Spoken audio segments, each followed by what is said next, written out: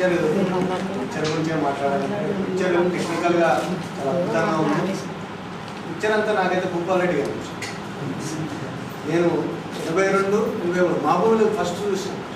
మహబూబ్ నేను 15 సార్లు చూసాను. మహబూబ్ 15 సార్లు సినిమా ఇట్లా కూడా ఉంటుందా అని మొదటిసారి సినిమాలు ఇట్లా కూడా ఉంటాయా అనుకున్న మహబూబ్. సంతకం చిన్నప్పుడు సినిమాలన్నీ వేరే వేరే సినిమాలు మనం చూసాం. అటువంటి మహబూబ్ని చూసినాం. తర్వాత కొమరం భీం చూసినా మళ్ళీ ఇప్పుడు మొత్తం భూపాల్ రెడ్డి కనబడుతున్నాడు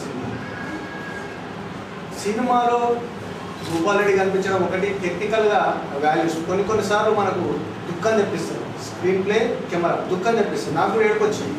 చిన్న సినిమా కావచ్చు కానీ ఏడుపొచ్చింది. కాన్సెప్ట్కి సంబంధించి కాకుండా మిగతా అన్ని విషయాలు చాలా అద్భుతంగా ఉన్నాయి. కాన్సెప్ట్కి సంబంధించి వ్యక్తిగతంగా నేను అట్లా సమాజంలో మారుతుందని నేనైతే అనుకోను. సారీ ఏమనుకోరు, సమాజం అట్లా మారుతుందని నేను అనుకోవచ్చు. దళితుడు అద్భుతంగా చదువుకొని త్వరగా కంటే ఎక్కువ చదువుకుంటే సమాజం మారిపోతుందని నేను అనుకోవట్లేదు. దళితులకు అవకాశాలు లేవు. ఎంత చేసినా సరే దళితులకు అవకాశాలు ఉండవు. అంటే నేను డిస్కరేజ్ చేస్తున్నా, దయచేసి అనుకోవద్దు.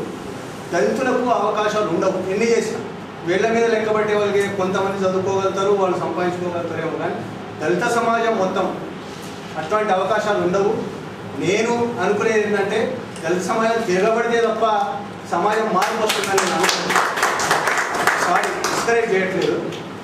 అద్భుతమైన సినిమా తీశారు.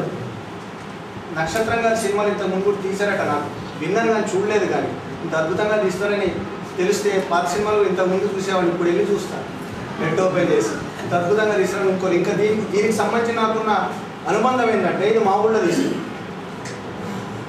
నేను సరే మా ఊరి దగ్గర పక్క ఊళ్ళో తీస్తున్నాను తెలుసు, పేపర్లో చూస్తే మా ఊరి పేరే ఉంది, ఫలానా సినిమా షూటింగ్ పొలకంపల్లి.